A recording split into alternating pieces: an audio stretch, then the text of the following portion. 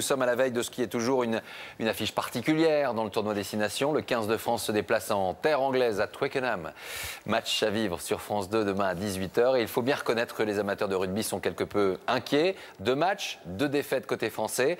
La solution de l'entraîneur Philippe Saint-André, le changement, c'est donc ce week-end l'heure du crunch.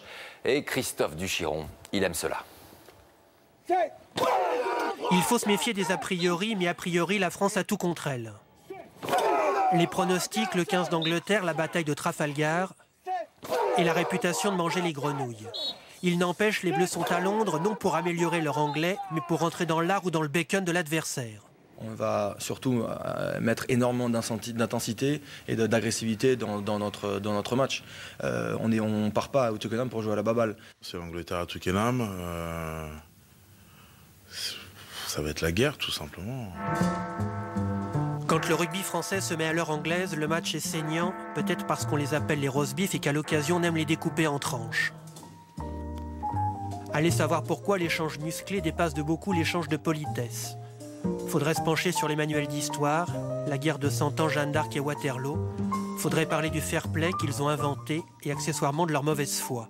Je peux vous confirmer qu'ils ne sont jamais fair play. Ils ne sont jamais fair play, sauf si ce n'est que quand ils vous gagnent.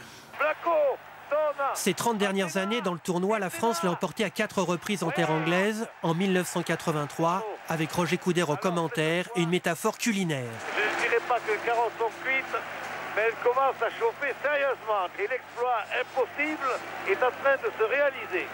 On a manqué d'ambition lors du dernier match contre le Pays de Galles.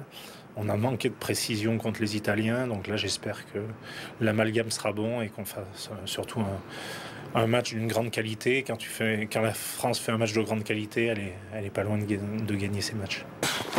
Napoléon aurait aimé le discours du général Saint-André dont les troupes tricolores ont une chance de l'emporter, à condition d'enfiler le bleu de travail et de se dire qu'impossible n'est pas français.